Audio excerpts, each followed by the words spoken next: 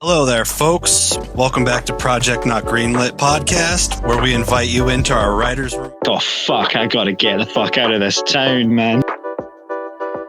Different things to everybody, so sometimes it's like, I don't know, Nelson Mandela.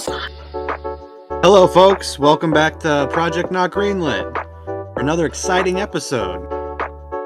You motherfucker. I thought he was really invested in that scene for a minute there, like... Welcome to this week's episode of Project Not Greenlit, the podcast where we sit around and try to come up with a movie. Yeah, like what you imagine a cult to look like, but these cultists are dressed in cheese. Oh god, you're about to kill him off, aren't you? I'm not going to kill him off. I would never kill off Roger. He's the heart of the fucking movie. But Hello there, folks. Welcome back to Project Not Greenlit podcast.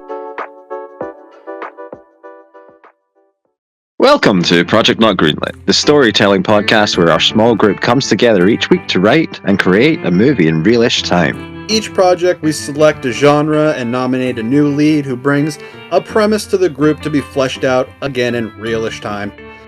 It's up to each writer if they want to help, support, or sabotage the lead's plot, but the idea is to create a movie together that we think our often absent but all-powerful studio executive would be interested in pushing into development.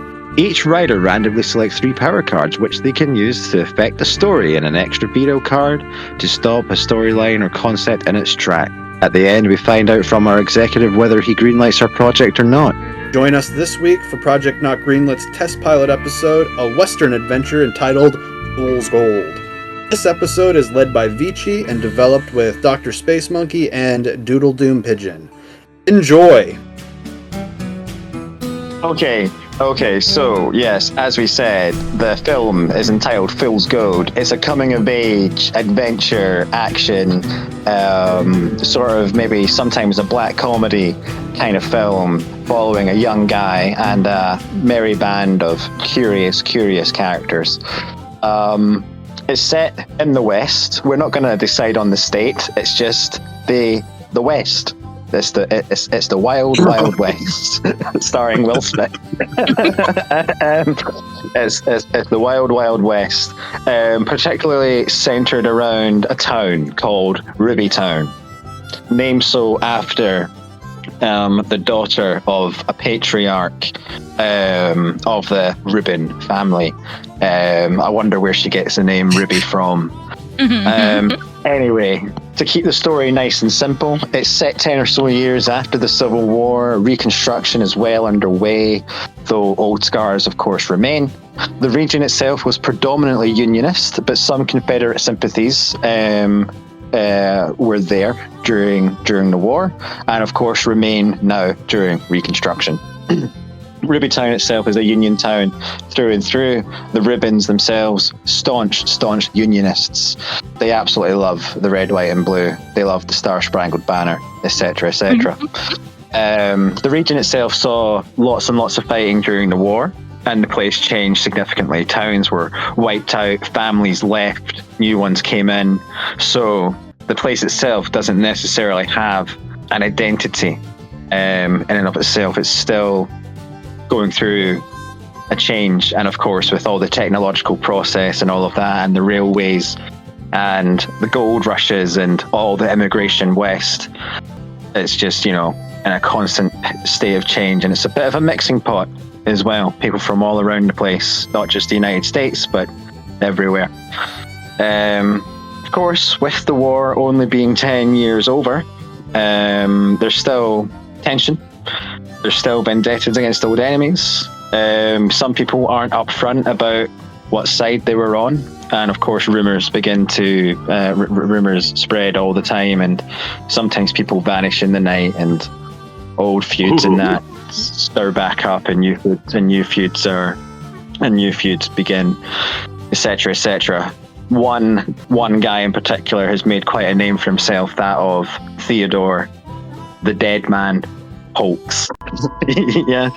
I just got a chill. Named so after because apparently he can't be killed during the war. He was shot up several times. He took a cannon right to the chest, apparently, and he got up and walked it off, and then led a cavalry charge against the artillery themselves. This is the kind of stuff that they say about this guy. They say he's a hardcore Confederate. Whether or not that's true, nobody really knows. The Unionists deny him. The Confederates deny him. Nobody really knows where his true allegiances lie. But now, these days, everybody knows what he's all about. He is a bandit. He is an outlaw. He is the big bad of the region, and of course, the surrounding region as well. This guy's made a name for himself across state lines, even in the new frontier, in the new frontier states, etc. People know who this guy is, and they're scared of him. And of course, he has a large influence over other bandits in the area, and he has quite the following himself. Our main character is this young fella called Freddie Bastion, otherwise known as Bass to his friends, and he has recently survived his entire life being absolutely annihilated. His parents died when he was young. He's a bit of a miracle child in himself. He has 2 older brothers, and when I say they're older, they are older. They were already near on adulthood by the time he was born. This is why he's a miracle child. His parents died of disease. What disease it was, whether it be cholera or tuberculosis or anything of that, who knows? But they died, and he was raised by his 2 older brothers. And these 2 brothers also fought in the war and came back from the war. But ultimately, they met their end at the hands of Dead Ted. Yeah. And his whole home was destroyed as well as a result. But he was left alive because Dead Ted is a bastard, but he's not about to murder who at this point was essentially a child. Obviously, Freddy's now grown up. He's maybe 20, 21 or something. We're going to say that this tragedy happened in his life when he was 14, 15. And now he's wandered. He's done some odd jobs here and there. He's worked in the mines. He's worked on the rails, etc. And now he's found himself in Rubytown. Because Rubytown, there is a rumour going around the place, and it's a bit of a favoured myth about the region, is that somewhere in the proximity to Rubytown, out there in the wilderness, is some gold. There's some gold hidden away, whether it be an inheritance or a gold mine or just something of value. Nobody really knows, but a lot of people talk about it. And Freddy's a young guy wanting to make his way in the world. He thinks this is his way forward, so he finds himself in the town of Rubytown. And we have a couple of other characters here which we'll introduce as time goes on, ideally. Hopefully you guys have got a little outline there, so you can try and bring these guys in as you like. This is juicy. There we go. Rubytown. Rubytown. What does Rubytown look like? Take it away. Rubytown. So it's an old town before the Civil War, kind of like still standing kind of towns, right? Still very pieced together, but a lot of traditional. So, you know, it would have probably what? It would have the sheriff's office. It would have the jail as part of the sheriff's office, the general store, a saloon, maybe like a stable and a church and a blacksmith or something like that. But it's very... We're talking like dusty road, single road going down the whole entire town. Very small though, kind of jam-packed with people. I would say it's maybe more people than the town can actually hold at this point. Kind of a watering hole for former veterans of both sides, right? Something like that. It's a lot like the town. I don't know if we have the reference, but it's the Clint Eastwood movie. Oh, it's called The Town? There's a few Clint Eastwood movies out there. Totally fucking blanked on the name. Is it Paint the Town Red? It's High Plains Drifter. Okay. Yeah, okay. And it's just your quintessential small town. Kind of, it's surrounded by the mountains, but it's a lot of just plains all around. You can see plains for fucking miles and miles, just flat land. And maybe this leads us into the opening scene, if I may, what you set up.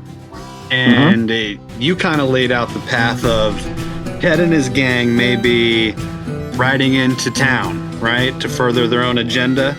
So what if we do this kind of cold opening that leads into our story where we following the footsteps of the horses of Ted and his gang, right? And they're barreling down the fucking path right towards the town that we see just over the horizon.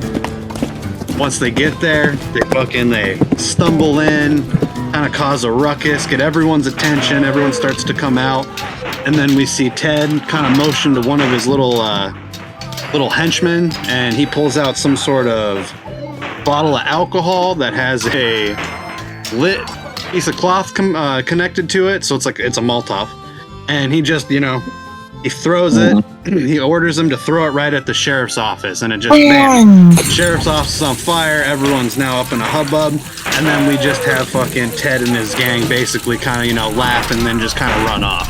And this is where we can get introduced to our sheriff Clarence Rubin, and most likely also his daughter, who would also probably be there. Who maybe she's a little bit more frantic over this than Sheriff Rubin is, just because maybe Sheriff Rubin has a couple of questions that need to be answered about why he was maybe targeted. But anyway, Clara starts instructing people to, put out the fire, essentially. Well, I was just going to ask if we care that Molotovs weren't actually invented till the 1940s. Right. Okay. There was fireballs. There was fireballs. They're fireballs. Okay. There's plenty of Western movies showing it. I think the history's been laid out before us. I'll pass. I'll give it a go. We'll let it slide. Perfect. So what exactly is the gang there for? Are they just causing trouble, or are they there for something specific? They're preparing the ground. They're causing havoc. They're causing havoc. They've taken. It's like they've burned down the sheriff's office now to basically take that base of operations away now. Yeah. So Gotcha. Yeah, this is we can make it even so it's like the very first place they always hit is the sheriff's office whenever they ride into a new town. They always take out the sheriff's office first.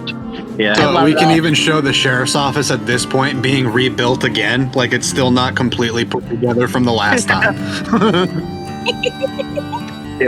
Yeah. So they've been into town before? No, this is the first time they've been there, but they're just rebuilt. It's like you could say the cold open is this was a couple of weeks ago, and then the rest of the film takes place a few weeks later or something. Okay. Yeah. All right. Yeah. So I think that's a perfect opportunity for Clara to kind of question her dad about why maybe the gang is lingering around the town. Yeah, maybe there's been murmurs that this gang was riding in, maybe one of the farmsteads, a couple of miles down the road, went silent a few days prior or something. And people have stopped coming down from that way, or stagecoach never came back, etc., etc. You don't want to go down that road, then. And that's bandit country. Don't go down that way. Dead Ted. Dead Ted. Those hills belong to Dead Ted, I tell you. That's okay. That's okay. So right, we cut to. All right, no, we'll stay on the fire right now. We'll stay on the fire. So so Clara and Clarence they're talking. Clarence is of course frantic. He's kind of useless. He maybe he didn't dictate to put the fire out right away. He's just at a loss. Yeah, he's not used to conflict. This is a peaceful town. This is a peaceable town. Yeah, he thought this was going to be a cushy little thing that was going to keep him nice and comfortable. He has the respect of the town, as befits his name, his family name, and now someone's come in and smacked him in the face, basically. And he's stunned. Yeah. So he doesn't know how to react. Yeah. So he's bereft, and of course the deputies are his idiot sons. He's got idiot sons for deputies, and they're just aghast as well. Like, what do we do, Pop? Fire. So Clara's got to take charge. Yeah, Clara's got to take charge. Maybe she's getting maybe there's a couple of prisoners in there that she has to go out and get out, because at the end of the day you don't want people to burn to death and stuff. They could even be criminals. So she's going in and getting them out. So just stealing a can of beans from the general store. It's just a town drunk, just a town fucking drunk. You know, it's like it's old Happy. Old Happy's in there. We gotta go get him. You know, he didn't hurt nobody. He's just a drunk. Okay. You know? Can I introduce so a character? has to rally I have the time. perfect character for the drunk. He's a his name's Dribbling Pete, right? And they call him Dribbling Pete because he always seems to have fucking booze or puke or something running down his chin onto his fucking shirt, right? He's missing his legs. He's a former veteran, but because it's a place that has like both sides, you can never tell which side he actually was for. So if he's talking to the Union boys, he's all about the Confederate side. But if he's with the all about that shit, right? He's always trying to take the right side. So I think it would be funny is if this dude is just kind of hanging around the town. He's always in area where shit starts to go down for some reason, right? Maybe that can allude to something later. I think he should have fought or been around Dead Ted for a while because we also don't know, because we didn't know what side he was going for either, right? Yeah, exactly. Yeah, that makes sense. Yeah, we'll keep it ambiguous. And Dribbling Pete's an unreliable narrator. Maybe he drops the lore on Dead Ted, you know. Ooh. But like because he's like so. Because he's so fucked up with drink and that, his account can't be trusted. So every time he tells the story, Dead Ted's on another side. You know? He's like, hold on, I thought you said Dead Ted was Confederate. I never said that. I never said that shit. So in a way, he's all, That's perfect, because I was going to say something new should happen every time. he's the one spreading rumors, basically being like, I saw Dead Ted. He took a cannonball straight to the dome. I swear to God, he got up, dusted his hat off, and walked off into the sunset. Okay, Dribbling Pete's got to stay in this. That's fine. Yeah. Okay. Yeah, you can stay. Alright, so they get Dribbling Pete out. She fucking Clara runs in there. Must maybe the doors probably stick because it's not the best built place, so she got to rip the door open a little bit with some fucking elbow grease and throw Dribbling Pete over her shoulder like a fucking sack. What is this? He's passed out. He's not even awake right now. He didn't even know. So they get a place out. They get out. She has to like maybe smack some sense into her dad, into fucking Clarence, you know. And as this is happening, you know, the fucking sheriff's office just comes down. You know, it just collapses, and it's just done. Maybe someone's like, well, at least the jail's all right, and then the jail blows up. You know. You know? But it can even be the fact that the whole thing falls down, but the actual cell, like the iron cell bars, are still standing, and be like, well, I guess the jail's still intact. We could hold someone back if we need to. There's just no walls around it. It's just the actual fucking bars. So you know, like I don't know, maybe then it cuts to the distance. Dead Ted's like Packer, like they're like riding away again, and you know, you see in the distance, you know, just like the flames, you know, like the town, you know, like the sheriff bit in flames and all of that. That's fine, and then you know, you've got that Western music playing in the background, going bang, like whatever as it's happening, you know. And I needed some information on that. What? Do the music again? Whatever.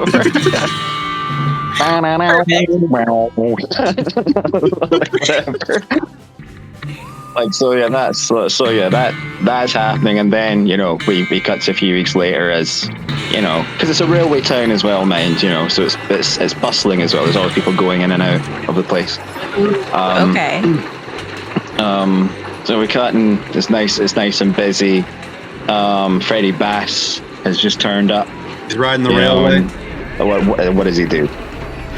He's riding the railway, sure. Yeah. Yeah. Like maybe he was like one of the people that like can tend the coal or something. Maybe he's working on it, and he gets off. Like he says, I'll tend the coal if you give me like free passage or whatever. I don't fucking know how the trains work. Right, yeah, no, that's obviously how trains work. So he gets off. And I think at this point, this is when we introduce a new character as well, as he's getting off and he's saying bye to an engineer and all that. and everybody else is like, getting off the train. It's a passenger train, as well. People are getting off. He hears like some guy, like, kind of like down the line saying, it's just like, if you don't find my bag, I'm going to be very upset with you. Yeah. Okay. Yes. Yeah. No. I'm with. And then he looks down the way, and then of course there's Julius. There's Julius Francis Graverton.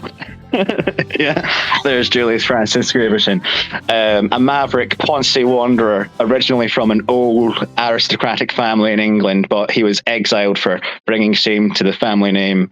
I put in our outline that he dared to associate with the working class, but what we mean by that is he just treated them with respect. Like he dared to appear in, a pub. or whatever. Very shameful. He didn't go to the country club. He didn't go fox hunting. No, he went right into the city, and he dared associate with the white collar men of England. Or the blue collar men of England, I should say. The blue collar men of England.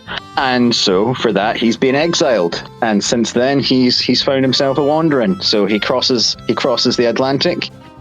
Lands in New York, and he just kept going west. Yeah, he just keeps going. He's a bit of a rogue, a bit of a scoundrel as well. Well dressed, well spoken, but just an outright bastard. Okay, as well at the same time. Always cooking up some kind of scheme somewhere. Always trying to get some money out of someone, because of course he's destitute now. He's destitute. Yeah. Forever on the run from his debtors, basically. And of course, he's heard about this mythical gold as well, and that's what brings him there. And the bag that he's complaining about is just a bag with his essentials. That's all it is. He can live without them, but he's a Ponzi prick, so he needs them. Yeah. Is he a gunfighter at all? Does he have any sort of experience with conflict? No, or is he just more of like a scrappy, get out of it kind of guy? He's a scrappy, get out of it kind of guy, but he can shoot a rifle if he has to. We have to remember he's from an old well-to-do family. They go pigeon shooting. Yeah, so there we are. I like, well, it's like I've called him Julius. I was originally actually going to go for like the sort of like the way that the Romans named their children. Like they always called people like Primus and Secundus and Sextus. It's basically like if they had 6 children, they just named them after numbers, basically. But ultimately, I thought, go for Julius. I was going to do Julian, but I feel that Julian was too much. So Julius. Julius feels more appropriate for the time. Yes, Julius Francis Graverton, or Graverton. Yeah, Graverton. But he gets named Gravy. No one can say his name. Yeah, we'll just call him Gravy. Exactly. Yeah, we'll just call him Gravy. Or, he goes to the saloon and he asks for, pot of gravy. Or something.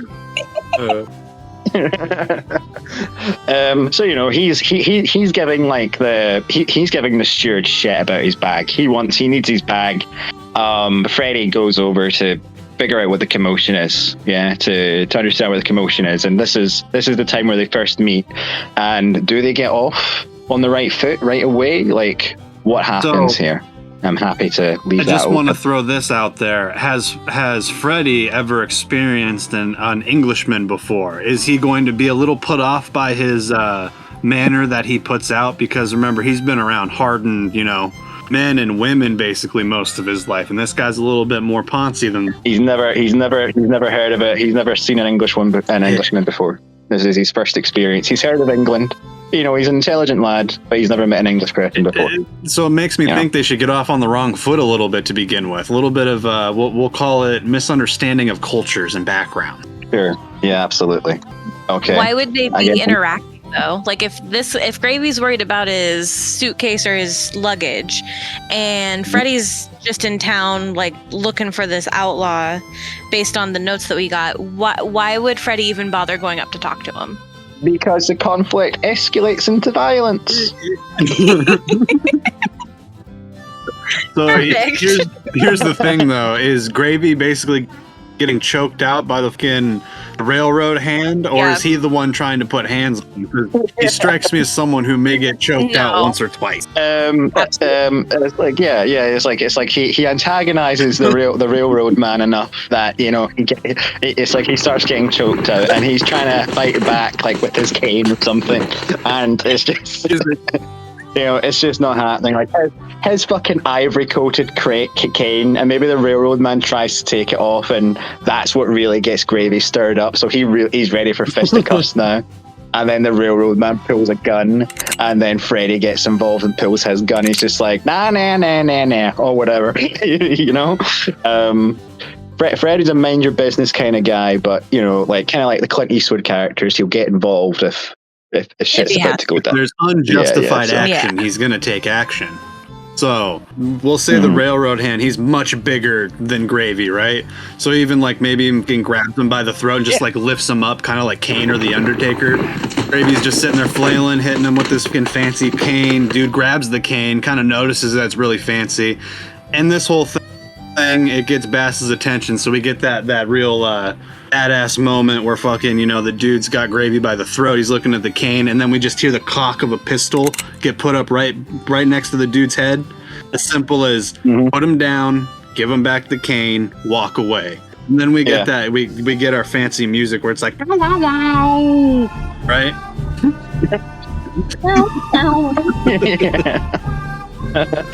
You know, the dude again takes it seriously, puts him down. Maybe he calls him like, you know, some name like, you know, some Ninny or fucking Fruity Pop or some shit like that. Maybe he's even an asshole and he throws the cane like underneath the train tracks as another train's coming in. So then Gravy freaks out, and then we have to have him get pulled away by Bass being like, hey, you need to fucking chill. I don't know where you're from, man, but you need to fucking chill. How dare you speak to me this way? I'm from England, sir. England? I'll have you know the Gravities have been stewed to the fucking kings and queens of England for centuries. Centuries, sir. Ever since that business with the Irish. Ever since that business. Right, so he helps him out, and he tries to flip him, like, I don't know. I'm assuming they still had pounds and shit, the same kind of currency back then. So he tries to flip him money, and he's just like, I don't know what that is, but I don't want it. He's like, no, I'm trying to offer you a reward, sir. Like that ain't no fucking reward I can use here. You need to get going, mister. Maybe Gravy at this point says something like how, you know, just like troglodytes. He says something akin to like calling everybody around him troglodytes. You know? And I heard the Americas were a civilization of noble people. There's no noble among these troglodytes. Civilization of thespians, more like society of pricks. There we go. Yeah, so they part ways. They part ways for now. They part ways for now. Gravy goes back trying to get his cane back, etc. The train starts moving, snaps the crane in two. You hear a whelp, like, oh, you know, like that was my great aunt's cane or whatever. That was great aunt Graviton's cane. You know, been in the family for generations, and now it's decimated. That cane was worth more than the train. Nothing but the ivory handboard left. I say, wars have started over this cane. Wars, I tell you. People have died for this. What if he says it too loud, and after the train's gone, you just see a couple of like scrounging kids run in and grab pieces of it, and he's like, wait, come back! There's rodents for children here. What is this? So Freddy's walked away by this point. He's walked off. Yeah. He's walked off. What's his destination? Is it the saloon? What's the deal? Well, everyone's probably heard about the gang coming through and destroying parts of the town if it's a busy railroad town. So he probably knows that he's there to try to track down Dead Ted. And so I don't know if he would try to go to the sheriff office first, you know, where they're rebuilding, to see if they can talk to somebody there, or if he's trying to keep a lower profile. And then if that's the case, he would probably go to the saloon or the local, you know, hotel or wherever. Yeah. So what does he go to? Does he go to the sheriff's office, sees that it's still under construction, speaks to one of the idiot's sons or whatever, and says like, you know, like if you're looking for the sheriff, he ain't gonna be back. for at least 3 hours or whatever. He's gone over to the next town or whatever to solicit building materials or whatever, he gets sent to the saloon. He goes to the saloon and he has an interaction with Dribble Pete. Yeah. As he's going to the saloon, he sees a wanted poster for Dead Ted. Okay. Yeah. He sees a wanted poster for Dead Ted. What if we even have him trying to go under the guise of trying to get a job? So he has an idea that Ted was, or a man, possibly that's Ted, because he doesn't know for sure until he sees the wanted poster, right? So he's assuming. So we can even have him trying to be like, I don't know, what would his ideal occupation be? Well, what if he was a prospector, and then that would give him a reason to go out into the mountains too to try to track him down without being so obvious about it. Sure. Okay. That plays into the gold myth as well. So yeah. So this is almost like it's a place that has converging in tales that are, with the dude that he's looking for and this possible gold. They both come into this town. That's where the Venn diagram, you would call it. Have you been in contact with any mysterious temporal pillars lately? And now your expedition partner is a fertilized egg floating in a mason jar? Huh! It's okay, don't panic. With Zygote's prenatal daily vitamins, you can have more flexibility. And now, more importantly, you can take back control of your timeline, one dividing cell at a time. Zygotes. And I was thinking that's why Gravy and him get along so well, because otherwise Gravy's not gonna, he's grateful for him to try to help, but Gravy's an opportunist and he's trying to get, his money, whatever it is. So maybe that's why, if they do work together, maybe they don't. I just assume they did, but maybe that's what that. Of course they do. Of course, my bad. So I figured that might be a good. Yeah, so he goes into the saloon, whatever. And Dribble and Pete be sitting on the fucking counter, just almost like a fucking. Yeah, he's sitting on the counter. At this moment, he's asleep. Yeah. At this moment, he's like asleep. Yeah. He's still just like drooling away. Freddy's a little bit like, who the fuck is this guy? Or whatever. Bartender says, don't mind him. Don't worry about this guy. It's like he's harmless. He ain't gonna bite you or anything like that. So Freddy's asking questions like, listen, it's like I heard there might be like some gold in these parts. I'm looking, to join up with someone and look for this. Do you know anybody? Like, have you heard anything about this? Bartender starts like giving him like all like the yarn and all that. It's just like, gold, you believe there's gold in them hills? And he says it's like something like, man, like hundreds of people come through this town every year looking for gold, and 100 people leave without gold. Yeah. It's like there ain't no gold in them hills. But Freddy's just like, no, I'm convinced there must be like gold. He's heard it from so many like sources and that there must be like something out there. And this is when another character pops in. Pops in a new character, Jackson Langdon. Yeah, the town big boy. Yeah. Once an explorer / treasure hunter himself. Veteran of the Civil War on the Union side. There's no dispute about that. He's Union man through and through. Yeah. He's a bit disheveled, He's old, he's gruff, but he's smarter than he looks. But he's also rageful and has no patience for fools. He's got a rivalry with the sheriff, because essentially, when it comes to conflict in the town, they don't go running to the sheriff. They run to this guy. He was maybe up to be sheriff at some point. Yeah, but he got passed over for Ruben. Now, we're going to play this into the fact. In my head, Langdon, Jackson Langdon's African American.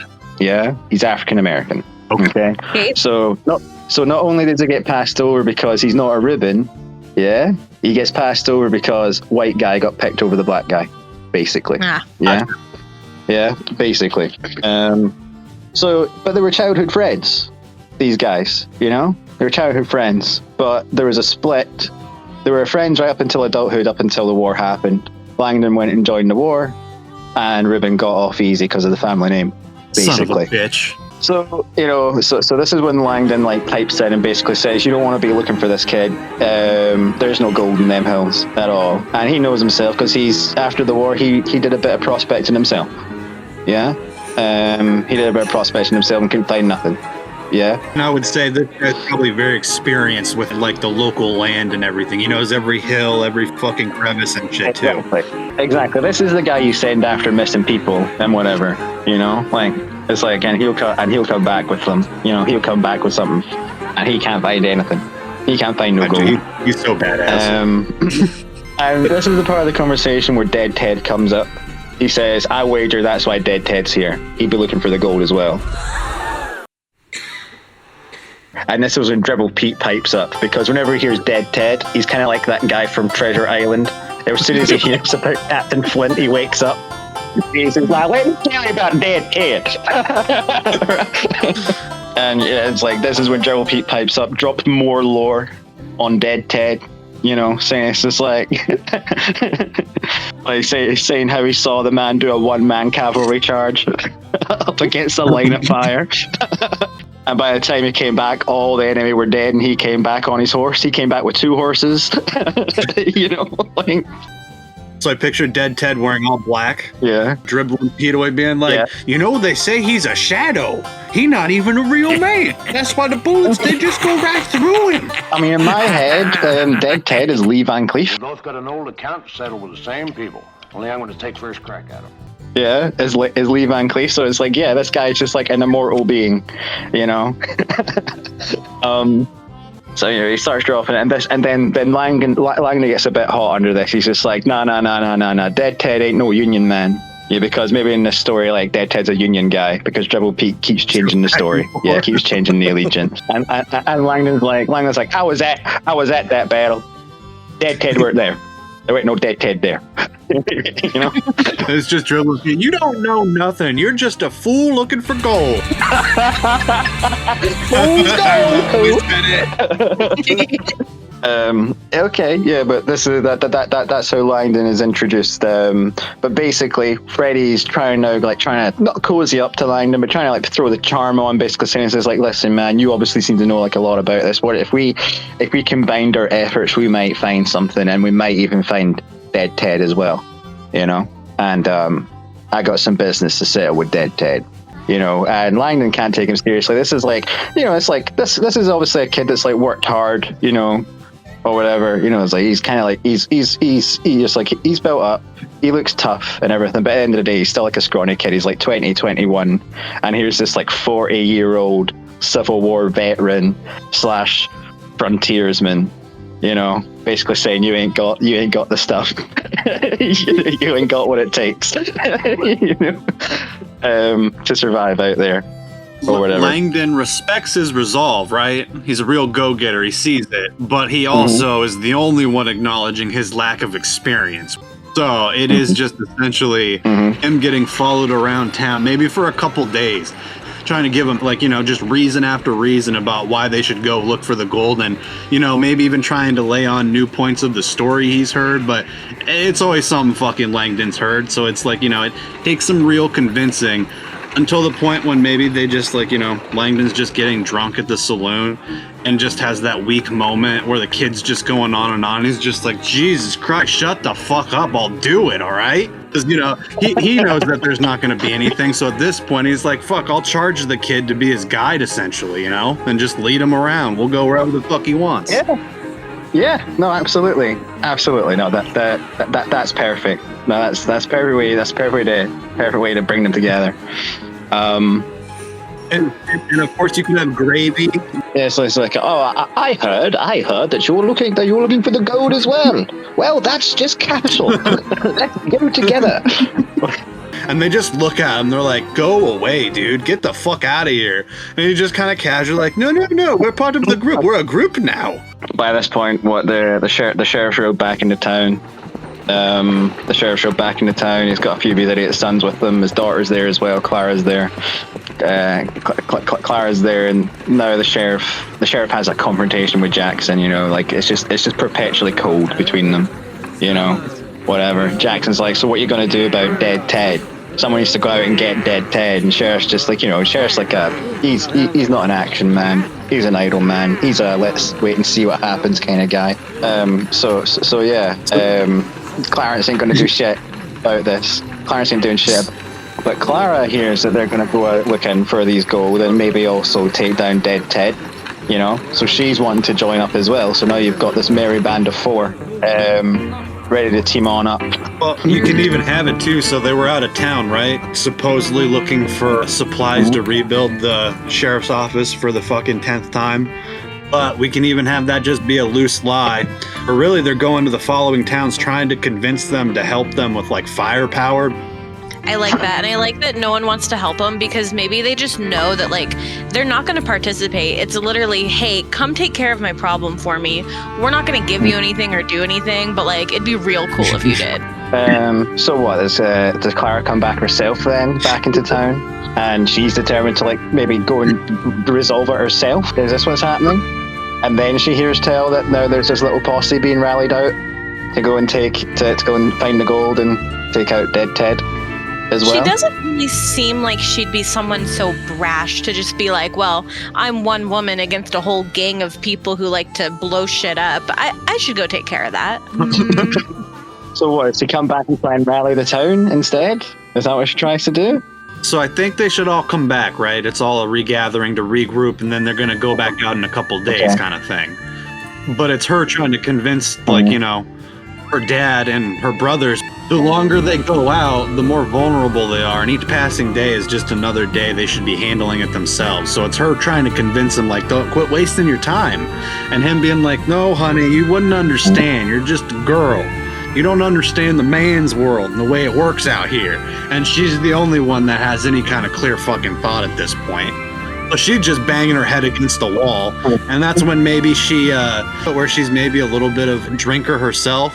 So she's got a very nice soft persona, but she's like the hard drinking type.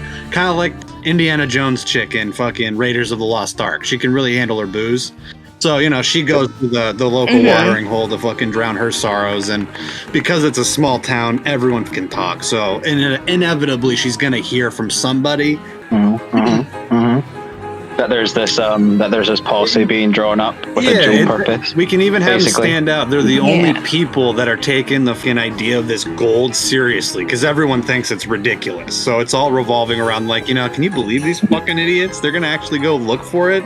Don't they know? And then everyone can even say, based on Dribble and Pete, like, someone found the gold fucking 10 years ago, 20 years ago, 50 years ago. What if too, she, like, her whole plan, because she didn't have a great one, she's like, well, I'm gonna talk to Jackson. Like, he's the town fixer. Maybe he can do something. Like, and she has no hope about it. But then when she hears that he's already agreed to like go look for gold in the mountains, she's like, well, obviously he's feeling pretty good and giving out favors. Maybe this can work in mine. So is this like is this when the goals converge then? Basically, she goes up to Jackson and says, listen, I want to go out and take out Dead Ted. Yes. Are you going to come with? And he says, well, I'm already going to go out with this, like, wet wipe. And then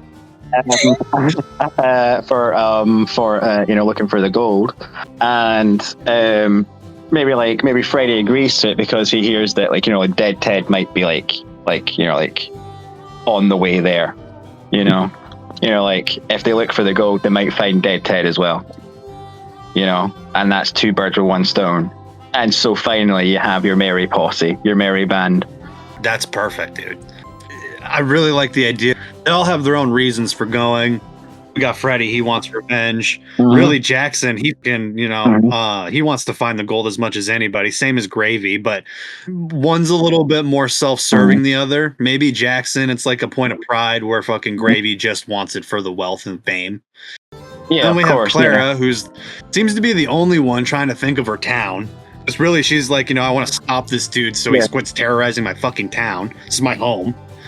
And really, maybe they even keep coming back, Dribble and Pete, like, because at this point, he's the only one that'll talk about it seriously. So it is them trying to hang out around this fucking old drunk, trying to wake him up occasionally and get more bits of this, like, very, very murky story and puzzle. Yeah. trying to get like a stronger idea. Like maybe Dribbling Pete is actually like someone who came the closest to finding the treasure. There's gold in them dire hills.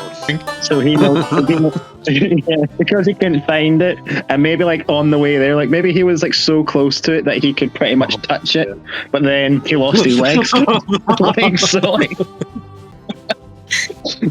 He's like, I was this close, damn it. I was this close. It's him, right? He's digging, he gives up, and it's him walking back a couple days and then just having in the back of his head being like, I didn't check that corner of that crevice. I don't even know how the fuck would he even lose his leg. He just falls into a ravine and they just snap. Dynamite.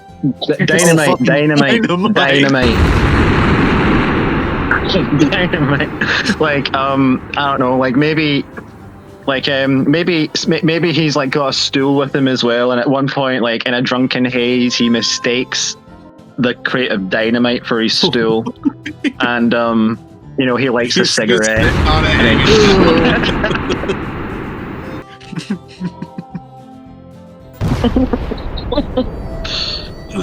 Okay, yeah. And that's just one of the stories of how Dribbling Pete lost his legs. So I don't think we need to, but I'm just gonna reestablish it. I'm gonna lay down the first power card and put plot armor on Dribbling Pete.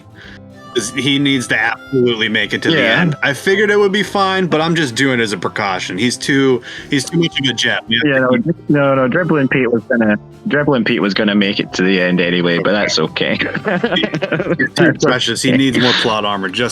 With as much dynamite as he might be involved with going down the story, I think it's just necessary. Absolutely. Can we make it so that he gets brought along? Oh, absolutely. As well? They're going to hit him to the back like C-3PO to Chewbacca. Yeah. No, what I was thinking for Freddy, is that he's not a blank slate. I know he's like the main character, and he's kind of the straight man. He's probably the least eccentric of the bunch. Yeah, but it's like he's a bit of a blank slate in the sense of he doesn't shoot very well. Yeah, so he learns how to shoot better, from Gravy, because he's a marksman. He learns how to survive in the wilderness from Jackson. He learns how to scrap and plan from Clara, and he learns, he just learns how to have a good time from Dribbling Pete, Yeah. And it's like his relationships with these people is like key for this, because he's on a revenge mission as well, and we can't have him like go bad. Do you know what I mean? We need to have people tethering him to Earth.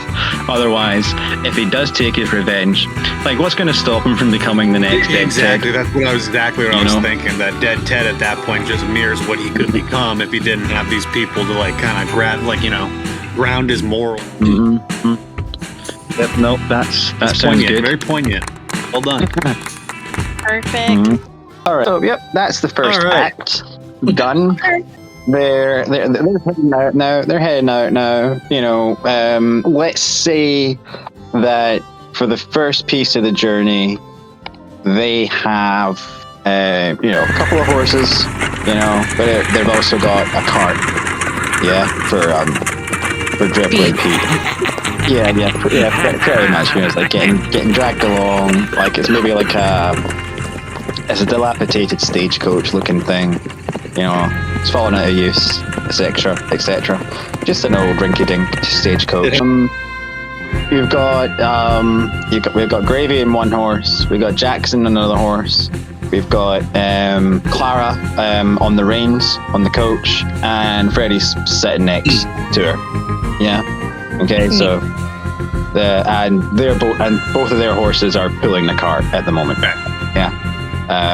So there we are. So four horses, 5 people. Okay. So yeah. I don't know. At this point, these two have interaction now. Freddy's interacted with the other two already, and Dribbling Pete as well. But Freddy and Clara haven't spoken yet. Okay. Yeah. Like at all, or they just haven't got a chance to speak. Now they're getting to know each other. Listen, here's a hint. They're the same age. Yeah? Do you see what we're going for here? Yeah? No, please. Yeah, no, I don't get it. Are we doing Are they siblings again? No, they're not siblings. When were they siblings before? I don't know. It seems to be that always seems to come up. No, they're not siblings. They're completely unrelated. When did it come up before? I don't know. It just seems to always be a plot line that lingers around our plots. No, they're not. They're not fucking siblings, man. We're just clarifying here. Sorry. No. You said read between the lines. That's what I was trying to do. I'm sorry.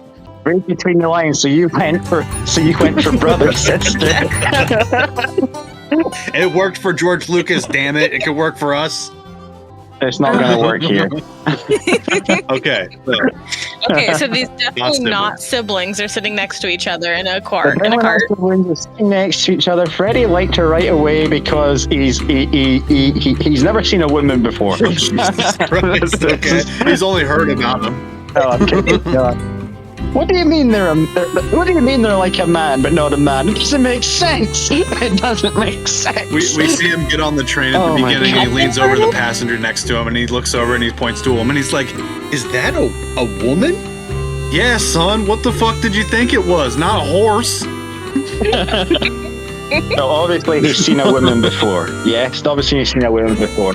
Yeah, but you know, it's like, but you know, for him it was just like, oh my god, she's beautiful.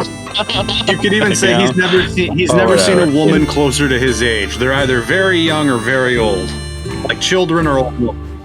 That's actually fair enough. Yeah, that's actually fair enough. That's more reasonable. This is more reasonable. So she gives him hormonal tingles that he doesn't quite understand yet.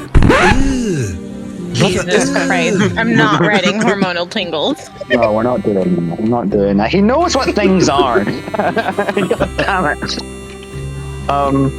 But anyway, you know, it's like they're the same. They're around the same age, different life experiences. They tell each other about their lives, basically. It's palpable. Yeah. Like you can feel the like maybe tension, maybe will they, won't they, but like you know there's they a will. chemistry being built. Yeah, but at the end of the day, at this point, they're just strangers like on the trail. Yeah, so. You know, there's still that distance there. It's not like they're tender right away. Like, you know, they're filling the time. They're filling the empty air right now by just talking to each other. Attraction and interest. And you know, yeah, exactly. Like at the end of the day, she's not going to talk to Dribbling Pete. I don't think anybody is, to be fair. Yeah, she's not going to talk to Dribbling Pete. She likes Jackson, you know, and Jackson likes her. There's respect there, you know. Jackson sees that she's the best of the Reuben clan on this side of the river. The only reliable Reuben. You know? Yeah, basically carrying that branch of the family on her back. Basically. You know, so, you know, there's respect there. There's respect there. She doesn't know gravy. She doesn't like gravy. Nobody likes gravy. I think even Dribbling Pete doesn't like gravy. Every time he talks to him, he just kind of like gives him that side eye. He just spits. What did he say? Why don't you speak English? Why don't you speak English? Okay.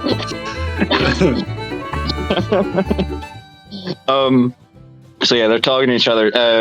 Freddie talks about like, you know, like what happened with his brothers, how his parents died young, how he really only has faint recollections of like, you know, the farm, the homestead that they had, etc. Maybe he talks about how he likes tending horses and stuff. You know, the nicer things that, you know, that he remembers. He remembers the nice things. He remembers like he liked taking care of the animals and all of that, and you know, like and talking to his brothers and and you know, he learns a little bit. You learn a little bit about his brothers through this. How, you know, they were both, you know, like kind of like scarred and unhappy, or just like they seem sad sometimes because of the things they saw in the war and that, but you know, they kept him safe, you know, they made him laugh, etc. And they loved him a lot, obviously. Brings a tear to your eye. It's like, oh my god, Freddy's actually got a heart here, you know. You get to see him a little bit more as like he puts on a hard exterior, but you find out he's got a little bit of a sheltered boy past. Yeah, he talks about how, he's worked in mines, how he's worked on the rails, etc. Farms, other farms, etc. As he was just going around, how he doesn't, since he lost the home, he doesn't have anywhere to go, etc. How he doesn't really set himself down, he doesn't have people to go back to or anything like that. Just perpetually wandering. Yeah. And Clara can't really relate to this because even though she doesn't really much like her family, she still loves her family, so she's always had that network there. She's always had a family home. Maybe she talks about what she and her brothers were like when they were younger. Maybe her dad was better when she was younger, etc. Maybe she has a favorite uncle or aunt. Just little rubbish stuff like that. What if she breaks it down where essentially, she plays out that thing where she saw her dad as a kid, like all her older brothers, they were these strong figures that were very heroic to her. And the older she gets, the more she realized maybe that was just kind of a mystique she kind of put over her eyes to see him. They're a little bit more cowardly, so it's her kind of becoming, the adult of the family, basically, and kind of all that responsibility that comes with it. So we get to feel a little bit of her, her struggle of being kind of, like you said, she loves her family, but they do drag her down a little bit. So she's kind of got, she's that classic hopes and dreams for going out and seeing stuff. So she can even find Freddy's, the fact he's traveled so much is very intriguing. And she wants to, maybe find out about the world through him at this point, Yeah, exactly. Like tell me about other states you've been to. Maybe he says something like he's been to California before and she asks him about that or something like that. She's like, that sounds nice. I heard the city was made of gold. Is that true? No, it's brick actually.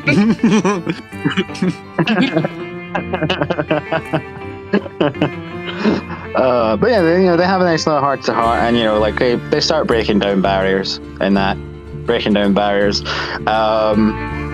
Gravy and Langdon are having their chats as well. They're very different people. They're very different people. Maybe Jackson's talking about really, really hard times he's had, times in the trenches and dodging cannon fire and all of that. And then Graves like, oh yes, I can relate to that. Yes, I remember one time. Father took away my favorite maid. It broke my heart. Jackson's like, I was down in the foxhole. A best friend was next to me, a cannon went off, and before I knew it, he was missing his upper half. Oh my, that is dreadful. I developed a sugar allergy. I could not have Mother's Crisp for over a fortnight and a half. Just looked at him. just dead there, just stops talking to him altogether and just keeps riding forward. He just doesn't even continue. And it's just Gravy then at that point, maybe just continuing to talk. Oh man, yeah, Gravy's one of those guys, and where things don't stick to him. He doesn't take things personally or whatever.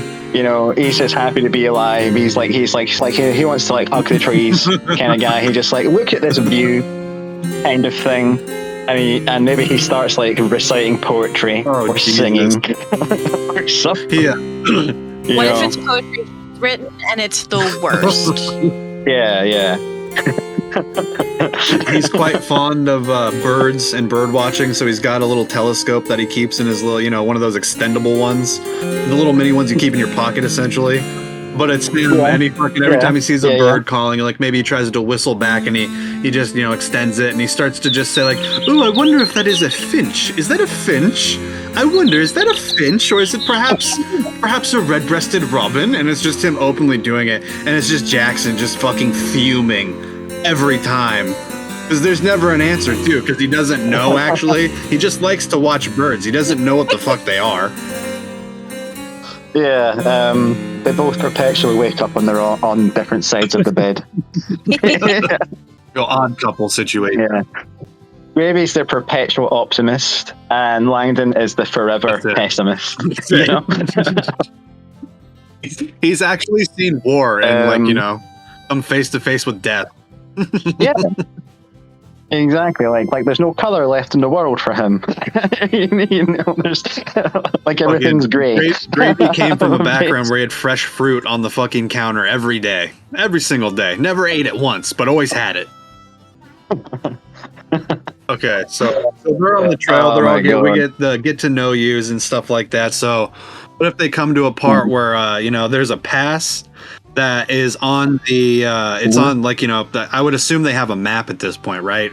Langdon's not he's very he knows everything, but he still has to have physical, this is where we're going, this is where we are kind of shit. So we come to a part where there's a pass on the map, but when we actually see it, it's that fucking the gag where they're holding the map in front of the camera and then they pull it down and there's fucking nothing there. There's no path, nothing. Caved in with rocks and shit like that from fucking previous prospecting, dynamite to fuck. The path is the path is unusable. It's not usable. So they can't take the horse. Like maybe they could take the horses, but it's gonna be fine. They definitely can't take the fucking wagon at this point, though. Yeah, exactly. Especially like, do we go? We can't go down the big open. We can't go down the big open path with lots of room now. Now we have to go down this deadly crevice, which is most certainly not a trap. Not whatsoever, with no way out at all. So what? So they abandon what? So Dribbling Pete, he's got to be on a horse now, and whoever he's on. I don't know. Yeah, probably. I would say maybe Langdon, just because he's the biggest, right? And he's the most experienced. So at this point, he's got to keep an eye on him on the back, keeping the hand around him while fucking trying to keep the reins. Maybe the horse stumbles for a minute. And fucking Dribbling Pete, he falls off and he just starts rolling down the hill of this crevice. And it's not enough to kill him or anything. It's not just a straight drop down, but it is just like a rock just tumbling down the hill, basically. And then he hits the bottom, and you assume you don't know if he's dead. So then now it becomes like shit. We gotta go get him. And then it's Langdon and everyone, Langdon and fucking Freddy, and probably not Gravy. Gravy's gonna say maybe he's not a climber. He's like, I don't do ravines. He's gonna stay with the horses. I shall stand by the horses while you go down and fetch him. So then maybe, I don't know, maybe Claire even comes up with a pulley system. So there's some kind of way that they can get down and back up, right? So of course they gotta go down and get Dribbling Pete now. Yeah, Dribbling Pete. I mean, he's unaffected though. He's asleep.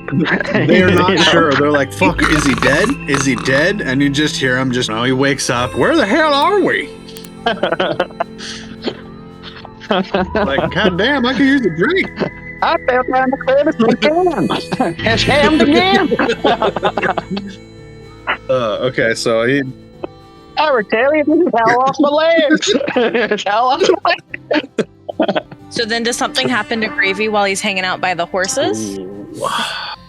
We left him alone, and that's... No, exactly. He's alone. Clara's distracted with the pulley system, and Clara's distracted, and obviously Langdon and Freddy are both down trying to get Pete back up.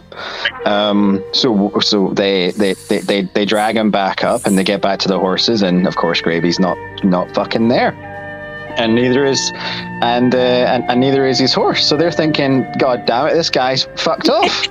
Yeah, this guy's gone into business for himself. It's like, and Linus I knew we couldn't trust that fucking that tongue-speaking motherfucker or whatever. And Dribbling Pete's like, God damn force, God damn. Or whatever, it's goddamn English, something like that. I never understood maybe he thinks I never trusted him from day one. I never liked that feller. Not for 10 years, never liked that feller. There's just something about him. He just rubbed me the wrong way, I tell you. But of course, Gravy is alive. He's just been taken hostage. He's been taken hostage by a small band of outlaws. Okay. Yeah, and they see him in the distance because his telescope has fallen to the ground. Yeah. You never leave it behind. And so they pick up the telescope. And true enough, they look through the telescope and they see him hog-tied on the back of his own horse. being pulled away by this band of outlaws. And now they gotta go and get Gravy. They have to go and get him, because who knows who those outlaws are. Can the group save Gravy from the mysterious scoundrels? Will Freddy get revenge on Dead Ted and help Clara save Rubytown? Will Langdon and Dribbling Pete ever find the fool's gold? Tune in next week for the action-packed conclusion of Fool's Gold and find out whether a project is greenlit or not.